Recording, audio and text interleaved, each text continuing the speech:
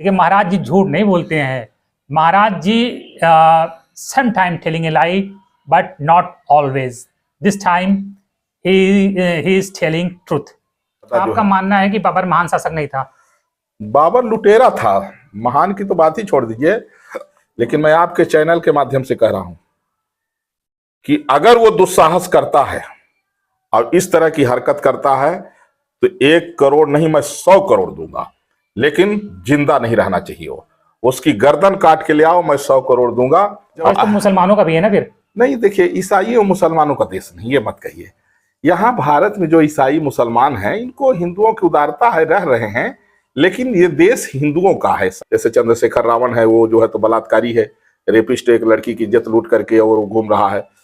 मुसलमान जो है वो हम लोगों को तब तक पसंद करता है जब तक वो कमजोर रहेगा। जब उसकी ताकत बढ़ जाती है, इस्लाम में मतांध होता है। मतांध है माने आंखी मूंद के, उसको हो गया कि तुमको जो है 72 हूर मिलेंगी अगर तुम जो है तो पूजा करने वाले को, हिंदुओं की हत्या करोगे तो बम बांध के फट जाएगा। लेकिन भारत का मुसलमान कहता है कि जिनको पाकिस्तान चाहिए था वो चले गए, हमको नहीं चाहिए था इसलिए हम यहाँ रह गए। भाई हम कहते हैं कि तुमको नहीं चाहिए तो तुमको विरोध भी करना चाहिए। तुम बंटवारा नहीं, हिंदू कश्मीर की तरह काटा जाएगा जैसे बकरा मुर्गा काटते हैं। अगर हिंदू संवैधानिक रूप से हिंदू राष्ट्र बनाने के लिए एकजुट नहीं होगा, आवाज नहीं उठाएगा तो। हिंदू राष्ट्र का तो कॉन्सेप्ट आपका था। मुद्दा आपका था। बाबा बागेश्वर आपसे हाईजैक कर लिया आपका मुद्दा। नमस्कार, इस वक्त हम अयोध्या में हैं और हमारे साथ है तपस्वी छावनी पीठाधीश्वर परमहंस आचार्य महाराज जी। महाराज जी आपका स्वागत है एक बार फिर से हमारे चैनल पे। जी, जय श्री सीताराम। जय श्री राम। महाराज जी, आपने तृणमूल कांग्रेस के विधायक हुमायूं कबीर का नाम सुना है? हाँ, टीएमसी विधायक हैं। अयोध्या में तो बाबरी मस्जिद इतिहास में दर्ज हो गई जी, लेकिन वो कह रहे हैं 6 दिसंबर को वो मुर्शिदाबाद में नई बाबरी मस्जिद बनाएंगे। क्या विचार है आपके? देखिए, यह एक लंबा विवाद चला और लोअर कोर्ट से होते हुए, हाई कोर्ट से होते हुए देश की सर्वोच्च न्यायालय तक गया। देश की सर्वोच्च न्यायालय ने उस विवाद को समाप्त कर दिया है। मुसलमानों को 5 एकड़ जमीन दे दी गई और हिंदुओं के पक्ष में फैसला आया। राम मंदिर का जो है तो भव्य मंदिर भी बना, रामलला प्रतिष्ठित भी हो गए और उद्घाटन भी हो गया, दर्शन पूजन शुरू हो गया। आज जो है तो वहाँ जो है धर्म ध्वजा की स्थापना भी हो गई। तो अब वहाँ इस तरह से फिर से नया विवाद खड़ा करने की कोई ज़रूरत नहीं है। और बाबर के नाम पर तो पूरे देश में किसी भी मुगल आक्रांता के नाम पर पूरे देश में कोई भी एक ईंट नहीं रख सकता है। मर्यादा पुरुषोत्तम भगवान श्री राम की पावन जन्मभूमि अयोध्या से आप धमकी दे रहे हैं? हाँ, कोई नहीं रख सकता है। मैं तपस्वी छावनी पीठाधीश्वर जगत गुरु परमहंस आचार्य, ये हमारी धमकी समझिए, सुझाव समझिए या देश प्रेम समझिए।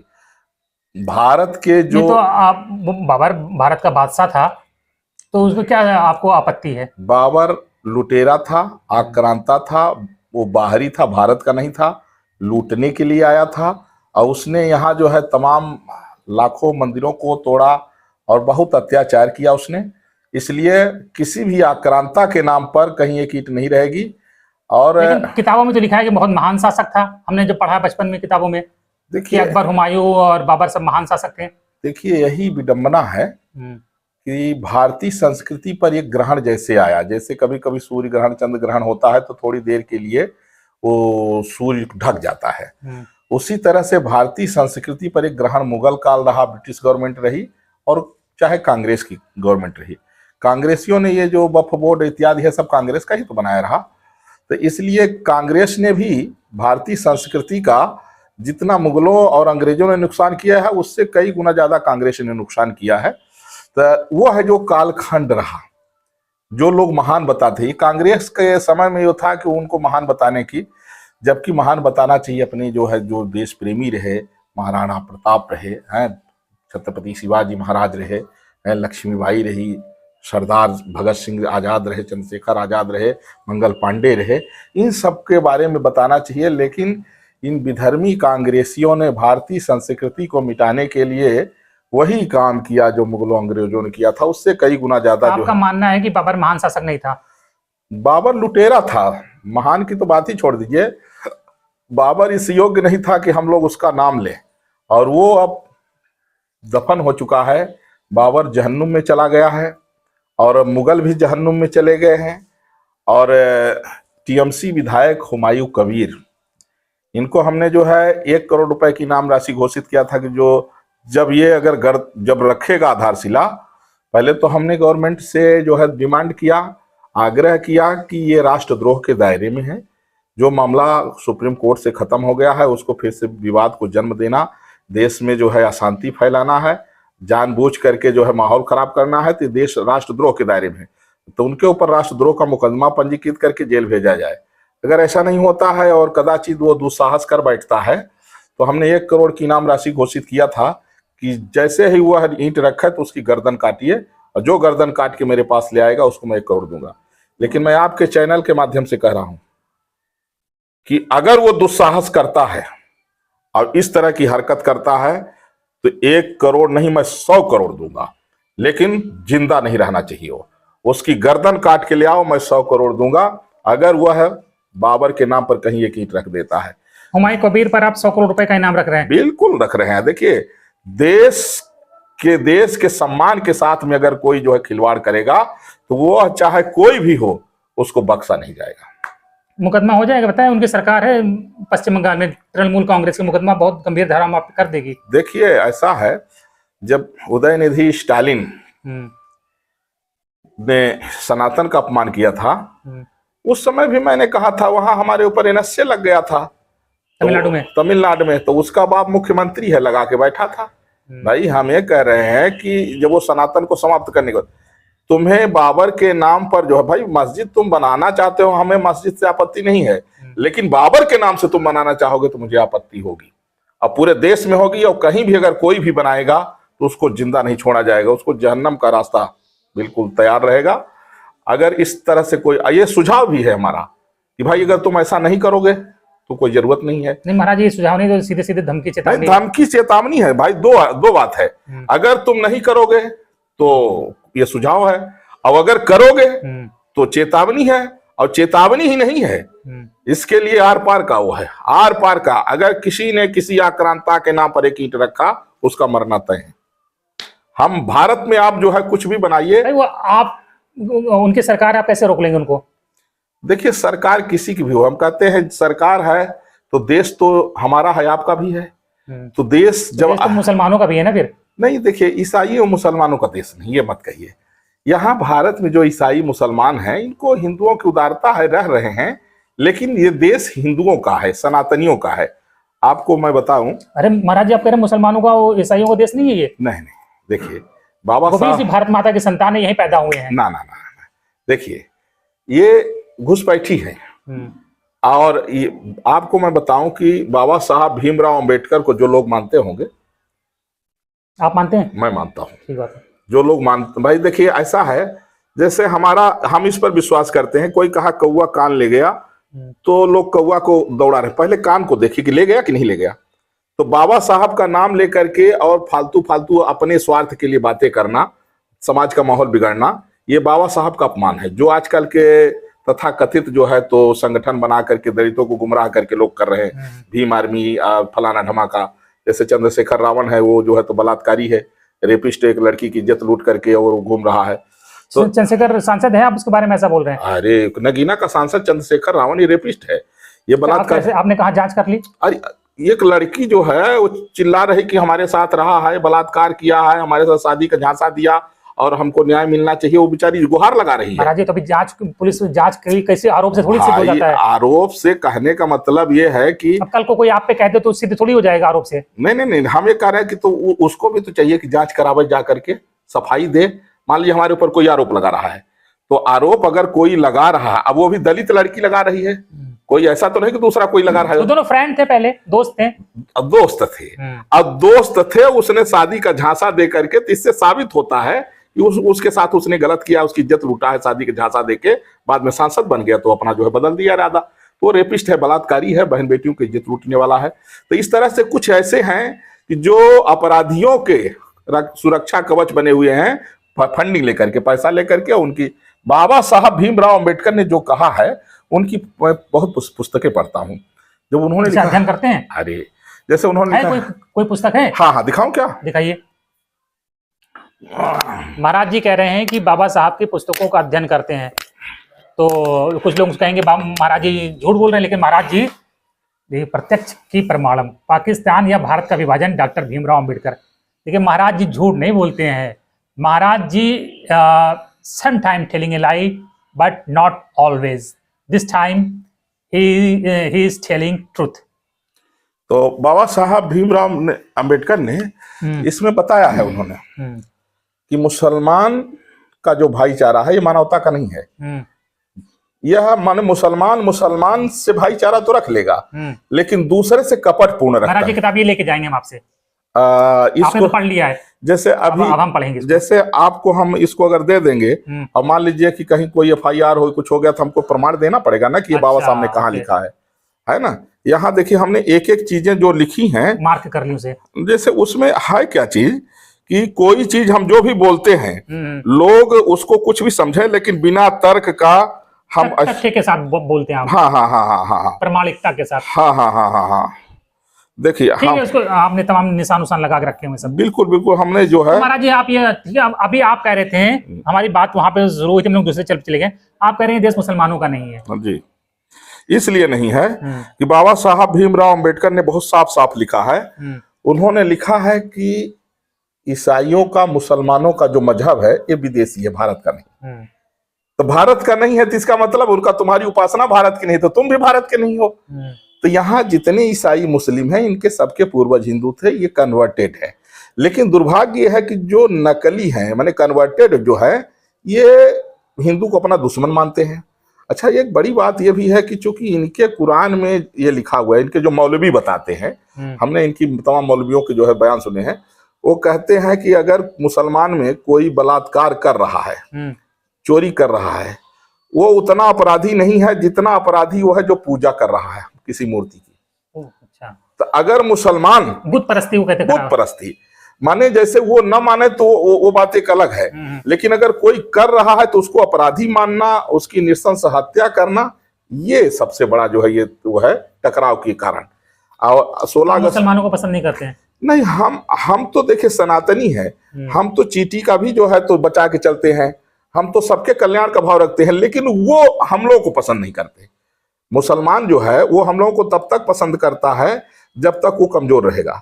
जब उसकी ताकत बढ़ जाती है तो वो फिर क्या है, या तो आदमी मूर्ति पूजा छोड़ दे, या तो फिर वो इस्लाम कबूल कर ले, और नहीं अगर करेगा तो वो फिर निर्मम नृशंस हत्या का। भारत का मुसलमान ऐसा नहीं है महाराज जी, भारत का मुसलमान मुल्क परस्त है, देश परस्त है और देश प्रेमी है, भाईचारे, गंगा जमुनी तहजीब को मानने वाला है। देखिए आपको बताऊं, पूरी दुनिया में जितना बुरा भारत का मुसलमान है, भारत, पाकिस्तान, बांग्लादेश का, इतना और जगह के नहीं है, क्योंकि नकली है ना ये जब जाता है हज करने के लिए तो इसको लोग हिंदू कहते हैं, जानते हैं कन्वर्टेड है, लेकिन दुर्भाग्य है कि ये हिंदू को ही अपना दुश्मन मानता है।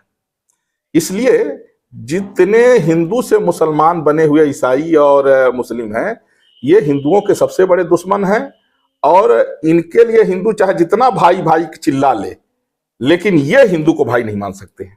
चलिए, ये आपकी बात होगी, हालांकि मैं आपकी बातों से नहीं, मैं आपको सहमत नहीं हूँ। मेरा मानना है कि देश भाईचारे से चलेगा। तो ये बताइए, आपने 100 करोड़ रुपए इनाम रख दिया हुमायूं कबीर पे ऊपर, 100 करोड़ रुपए लाए, लोग कहेंगे कि महाराज तो क्या कहते हैं, बिल्कुल महाराज तो नंग धड़ंग रहते हैं, इन पे इतना पैसा आएगा कहाँ से? देखिए, मैं अयोध्या में श्री तपस्वी जी की छावनी है, जो संतों की सबसे पुरानी छावनी, जहाँ का मैं वर्तमान में पीठाधीश्वर हूँ। इसलिए जो है, अब यहाँ एक चीज आपको दिखा दूं, इसमें मतांधता का आधिपत्य है इस्लाम में। मतांध होता है, मतांध है माने आंखी मूंद के, कि उसको हो गया अंधभक्त कि कि तुमको जो है 72 हूर मिलेंगी अगर तुम जो है तो पूजा करने वाले को, हिंदुओं की हत्या करोगे तो बम बांध के फट जाएगा, भले उत्सव को मारेगा, भले मर जाए, इस आशा मर जाएगा कि मर जाएंगे तो हमको 72 हूर मिलेगी। अब उसको ये नहीं पता सारे मरने के बाद तुम्हें क्या मिलेगा। दूसरी बात, एक बड़ी बात, इस्लाम विज्ञान को शत्रुवत मानता है। ये बाबा साहब कह रहे हैं, आप देखिए लिखा है। हम कोई बात ऐसे, इस्लाम विज्ञान को शत्रुवत मानता है क्योंकि मतांध होते हैं। मैं इसमें आपको इतना प्रमाण दे दूं। आप बाबा साहब को कोट कर रहे हैं। बाबा साहब भीमराव अंबेडकर ये सब बातें कही हैं। उन्होंने कहा है कि ईसाई और मुसलमानों का जो धर्म है ना, ये विदेशी है। भारत में तो ये लोगों को जबरदस्ती बनाया गया है, इसलिए इनके अंदर जो है ना, कभी भारत से प्रेम हो ही नहीं सकता, ये बाबा साहब ने लिखा है। इसलिए अच्छा आप ये बताइए कि अगर इनके अंदर ऐसा होता तो देश बंटता क्यों? मिलके रहते सब लोग। ठीक बात है। अच्छा, देश जब बंट गया तो पाकिस्तान बांग्लादेश जो है वो भी सेकुलर होता, अगर इनके अंदर मानवता होती कि भाई चलो। लेकिन भारत का मुसलमान कहता है कि जिनको पाकिस्तान चाहिए था वो चले गए, हमको नहीं चाहिए था इसलिए हम यहाँ रह गए। भाई हम कहते हैं कि तुमको नहीं चाहिए तो तुमको विरोध भी करना चाहिए। तुम हिंदुओं के पक्ष में खड़े हुए उस समय कि नहीं, देश नहीं बंटना चाहिए। ये लोगों का देखिए पॉलिसी तो साथ दिया, पूरा साथ दी। इन लोगों की पॉलिसी क्या है कि भाई उतना तो हो गया, इस्लामिक राष्ट्र है, अब बचे हुए कैसे बनाए।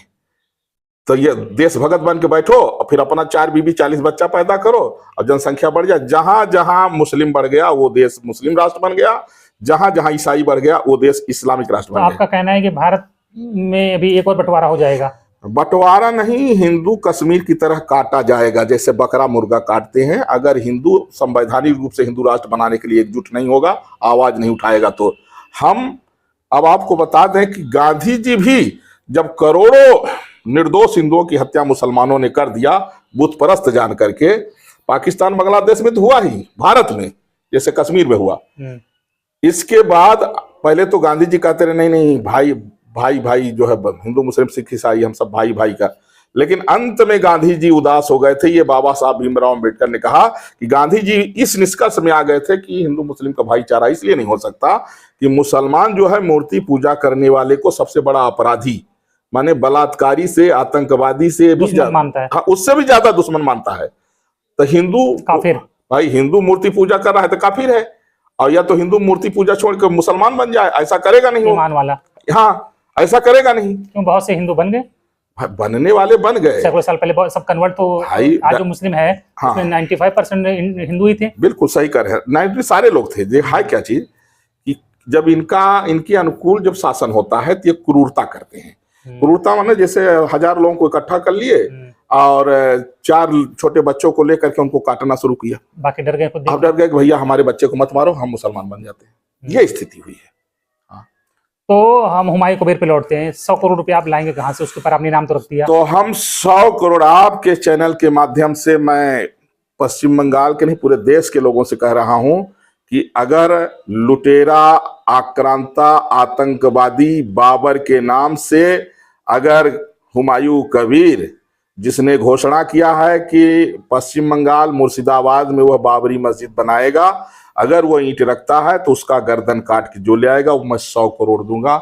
मैं अयोध्या तपस्वी छावनी का पीठाधीश्वर हूं, और तपस्वी छावनी आप जानते हैं कि कितना। तो वही 100 करोड़ रुपए लाएंगे कहां से? भाई तपस्वी छावनी जो है यह भारत में बने, आपको बता दो, सैकड़ों राजाओं महाराजाओं का गुरुद्वारा है। इसका रामायण कालीन इतिहास है। इसका तपस्वी छावनी, आज भी इस मोहल्ले का नाम राम घाट है क्योंकि राम जी यहीं खेलते थे। और जब राम जी जब जाने लगे तो उन्होंने जो है एक उनका स्वरूप रहा राम जन्मभूमि पर एक संतों के लिए स्पेशल शालिग्राम के रूप में प्रकट हुए, जो तपस्वी छावनी में आज सेवा पूजा होती है। तो इसलिए यहाँ जो है ना सैकड़ों राजा महाराजा लोग जुड़े रहे, तो 100 करोड़ तो माने कुछ नहीं है। हम देखिए, हम लोग सन्यासी के साथ साथ हम लोग परम देशभक्त हैं, हम दयालु भी उतने ही हैं। हम ऐसा नहीं करेंगे कि हम जैसे छत्रपति शिवाजी महाराज के समय में क्या था कि लोग हिंदुओं की लड़कियों को, बहनों बेटियों को ले जाते थे, बलात्कार करते थे, मारते थे, ये करने के लिए कि जैसे हिंदू दुखी हो। एक बार कोई जो है तो किसी मुगल की बहू को उठा करके ले आया कोई हिंदू, छत्रपति शिवाजी महाराज के, महाराज लीजिए मैं ले आया हूँ, इसको भी जो है बेधर्म किया जाए। तो उन्होंने कहा नहीं, ये हमारी जो है बहन के समान माता है। हाँ, बहन के समान। इसको जो है बोले कि हमारी संस्कृति में चाहे किसी की माँ बहन बेटी है, हमारे लिए उतना ही आदरणीय सम्मानी है जितना हमारी अपनी माँ बहन बेटी है। हम नारी मात्र के सम्मान का भाव रखते हैं और उसको इज्जत से, माने जैसे अपने बहन की विदाई होती है उस तरह से कहे। आज राम मंदिर की पताका समारोह था, हाँ, आप उसमें गए, आपको बड़ा निमंत्रण मिला, हम देख रहे हैं बिल्कुल डाक से आया है, पर्सनल आया है, तरीके से आया है। हाँ, हाँ।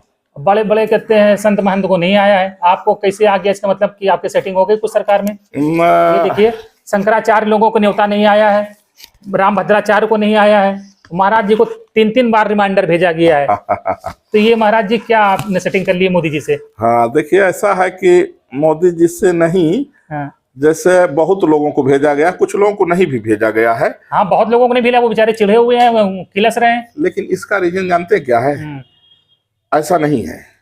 इस बार अयोध्या वासियों के लिए विशेष स्तर रखा गया कि जो अयोध्या वासी हैं, यहाँ की जनता है, उनको ज्यादा महत्व दिया गया है, स्थानीय लोगों को। हाँ, क्योंकि वहाँ जितना कैंपस है पूरा भरा हुआ था, तो इसके मद्देनजर जो है, जो अयोध्या के बाहर के लोग हैं उनको नहीं बुलाया गया। कोई ऐसा नहीं है कि उनकी अवमानना नहीं है, कोई उनका अनादर नहीं है। नहीं तो आपकी कोई सेटिंग हो गई है मोदी जी से?